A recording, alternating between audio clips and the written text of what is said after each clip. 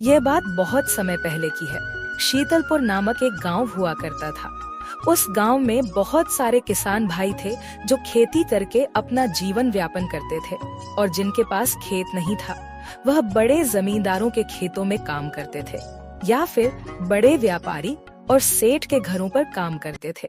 इस गांव में रघुबीर नाम का एक सेठ रहता था जो बहुत ही चालाक और लालची था। वह गांव के लोगों को पैसे उधार देता था और वक्त पर पैसे न लौटाने पर उनसे 2 गुना ब्याज वसूल करता था। इसी गांव में श्याम नाम का एक लड़का रहता था जो बहुत ही गरीब था। उसके पास कोई खेत नहीं था, इसलिए वह सेठ रघुबीर के यहाँ पर साफ सफाई और देखभाल का काम किया करता था। श्याम बहुत ही सीधा लड़का था। उसके घर में माता, पिता और उसकी पत्नी सुमन थी।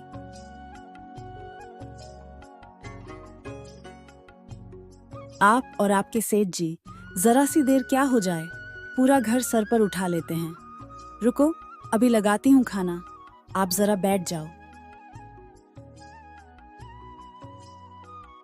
नहीं सुमन, इसे नहीं कहते। वह हमारे अन्नदाता है। आखिर हम यह जो कुछ भी खा रहे हैं सिर्फ उनकी वजह से ही खा रहे हैं।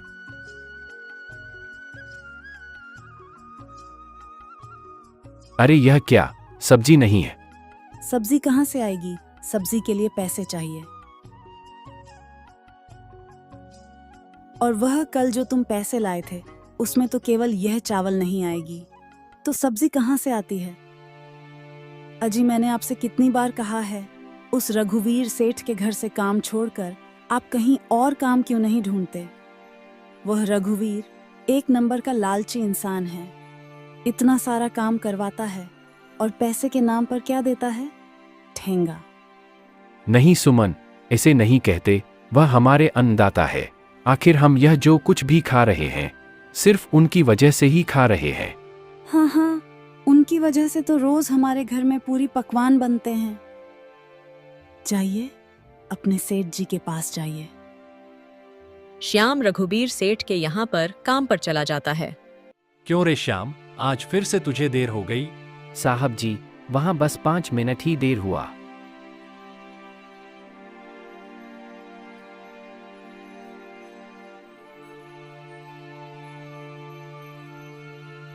साहब जी, मुझे कुछ पैसे उधार चाहिए थे। उधर तो पैसे मैं तुझे दे दूंगा, पर कुछ गिरवी रखने के लिए लाया है ना? बिना कुछ गिरवी रखे मैं उधार बिल्कुल नहीं दूंगा। जी सेठ जी, मैं अपनी पत्नी का या चांदी का कड़ा गिरवी रखने के लिए लाया हूँ। हाँ ठीक है, देता हूँ, तनिक रुक। रघुबीर चांदी के कड़े को अपने पास गिरवी रखकर उस गरीब व्यक्ति को पैसे दे देता है।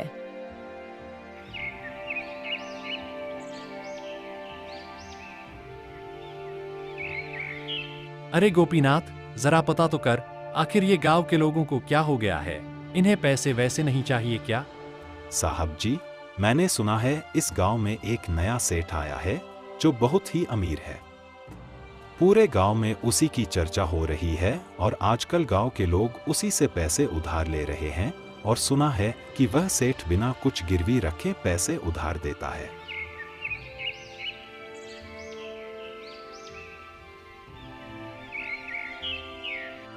अगले दिन रघुबीर उस नए सेठ हरिराम के घर पहुंच जाता है। जब रघुबीर हरिराम के घर पहुंचता है तो वह वहां देखता है कि उसका घर तो रघुबीर से भी ज्यादा सुंदर था। रघुबीर को मन ही मन उस हरिराम से ईर्ष्या हो रही थी। क्यों भाई हरिराम, मैंने सुना है तुम गांव के लोगों को पैसे उधार देते हो और वह भी बिना कुछ गिरवी रखे और ब्याज भी नहीं लेते। हाँ भाई, अब इन गरीब लोगों से ब्याज लेकर मेरा क्या भला हो जाएगा? अरे हरिराम, ये तुम बहुत बड़ी गलती कर रहे हो। इन गांव वालों को इतना भोला मत समझो। अगर बिना ब्याज के पैसे देने लग गए न तो कल ये तुम्हारे सिर पर चढ़ जाएंगे। बस थोड़ा बहुत उनके काम आ जाऊं और क्या चाहिए? हमारे पास तो भगवान का दिया सब कुछ है। अरे भाई, ये पुण्य तुम्हें ही कमाना है, मैं ये पुण्य कहीं और से कमा लूंगा। इतना कहकर रघुबीर वहां से चुपचाप खिसक लेता है। हरिराम के घर में उसकी बीवी और बेटा था। बेटा शहर में पढ़ाई करता था और हफ्ते में छुट्टियों के समय अपने घर पर अपने माता पिता से मिलने आ जाया करता था। अभी थोड़े ही दिन पहले हरिराम का बेटा उनसे मिलने आया था और छुट्टियां खत्म होने के बाद वह वापस शहर पढ़ाई के लिए चला गया था। वहीं दूसरी तरफ रघुबीर घर आ जाता है और वह सारी रात हरिराम के घर के बारे में ही सोचता है। ऐसा सोचकर रघुबीर के मन में एक विचार आता है और वह रात के समय चुपके से श्याम के घर पहुंच जाता है और वहां से उसके कपड़े चुरा करके पहन लेता है। ऐसा सोचकर रघुबीर चुपके से हरिराम के घर पहुंच जाता है और उसकी तिजोरी में से पैसे और जेवर चुराकर वहां से भाग जाता है। सुबह जब हरिराम की आंख खुलती है तो उसके घर में कोहरा मच जाता है। हे भगवान, हमारे घर में चोरी हो गई है। ना जाने कौन कमबख्त रात को चोरी से आया और घर का सारा पैसा और जेवर चुरा ले गया। थोड़ी देर में हरिराम के घर पर पुलिस भी आ जाती है और हरिराम उन्हें सारी बात बताता है। पुलिस गांव के लोगों से पूछताछ करती है, मगर पूछताछ से कोई फायदा नहीं होता, किसी को कुछ पता नहीं होता।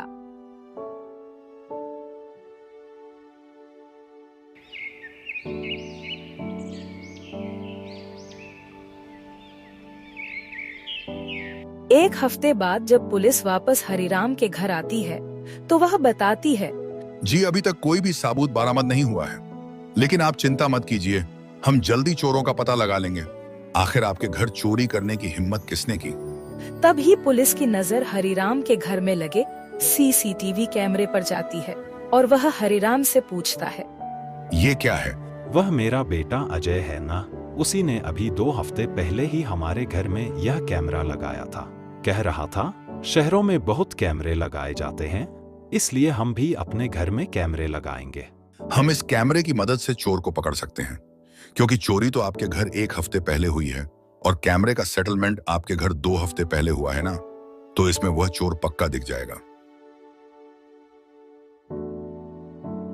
पुलिस कैमरे में देखती है कि कोई आदमी पीला रंग का कुर्ता और सफेद रंग की धोती पहने घर में घुस रहा है और सारा पैसा और जेवर लेकर चुपके से निकल जाता है। जब उस कपड़े की तलाश होती है तो पता चलता है कि वह कपड़ा एक श्याम नाम के व्यक्ति का है। पुलिस श्याम के घर में पहुंच जाती है और श्याम को पकड़ लेती है। क्यों रे, तूने हरिराम के घर में चोरी की? तेरी इतनी हिम्मत? नहीं साहब जी, आप यह क्या कह रहे हैं? मैंने चोरी नहीं। अच्छा, तूने चोरी नहीं की तो 1 हफ्ते पहले तू हरिराम के घर में क्यों घुसा था? आधी रात को सीसीटीवी कैमरे में तेरी पूरी तस्वीर रिकॉर्ड हो गई है। कैसे तू उनके घर में घुसा और कैसे तू सारे पैसे और जेवर चुराकर भाग गया? पर सर जी, मेरे पास तो कोई पैसे और जेवर नहीं है। मैं सच कह रहा हूँ, मैंने कोई चोरी नहीं। तू ऐसा सच नहीं बोलेगा। ले चलो इसे हवालात, वहां कुछ दिन सड़ेगा तो खुद सच बोल देगा।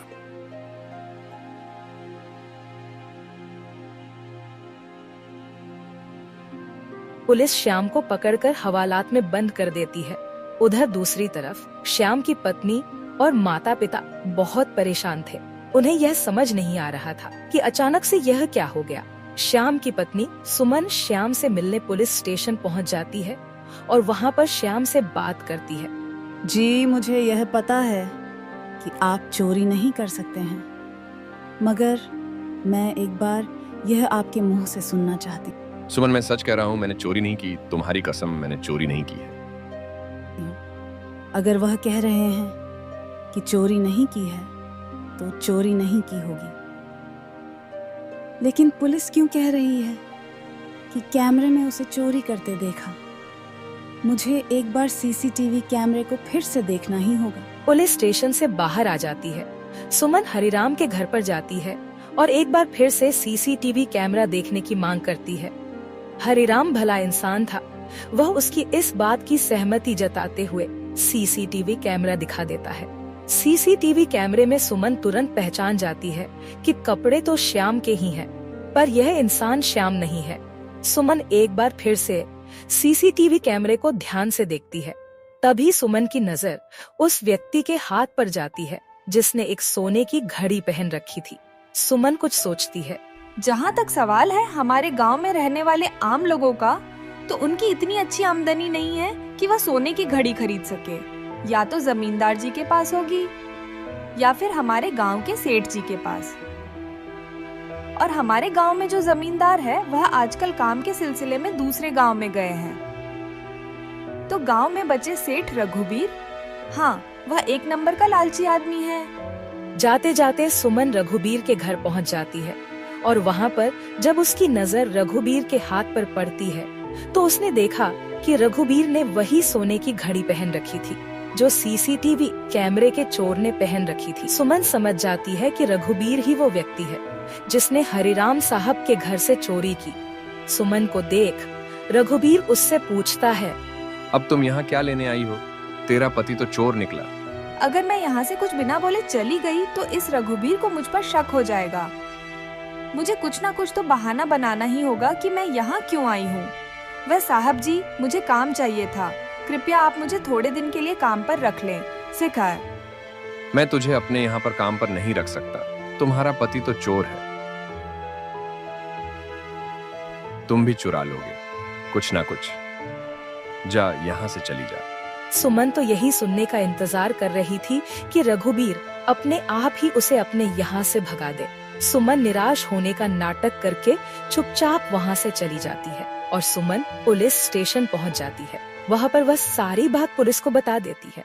पुलिस रघुबीर के घर पहुँच जाती है और वहाँ पर वही घड़ी देखती है जो सीसीटीवी कैमरे के चोर ने पहनी थी। पुलिस सब समझ जाती है और रघुबीर को पकड़ कर ले जाती है। वहीं दूसरी तरफ हरिराम भी पुलिस स्टेशन पहुंच जाता है। पुलिस रघुवीर को पकड़कर जेल में बंद कर देती है और श्याम को रिहा कर देती है। क्या श्याम बेटा मुझे माफ कर दे, मैं सच्चाई को समझ नहीं पाया। मुझे भी यही लगा कि तुमने ही मेरे घर पर चोरी की होगी, पर तुम्हारी पत्नी की तो दाद देनी होगी। तुम पर बिल्कुल भी शक नहीं था। शुरू से ही कह रही थी कि मेरे पति ने चोरी नहीं की। ऐसी पत्नी किस्मत वालों को मिलती है। अच्छा, मुझे तुमसे एक बात कहानी थी। मुझे मेरे घर पर साफ सफाई और देखने के लिए एक व्यक्ति की जरूरत है, तो तुम कल से मेरे घर आ सकते हो। और हाँ, पैसे की बिल्कुल चिंता मत करना, मैं तुम्हें रघुवीर से भी अच्छी सैलरी दूंगा। इस तरह श्याम हरिराम के यहाँ पर काम करने लगता है और हरिराम को काफी अच्छी सैलरी देता है, जिसके उसके घर का गुजारा काफी अच्छे तरीके से हो जाया करता था। अगर कहानी अच्छी लगी हो तो हमारे चैनल जिम जैम टुम को लाइक और सब्सक्राइब अवश्य कर ले।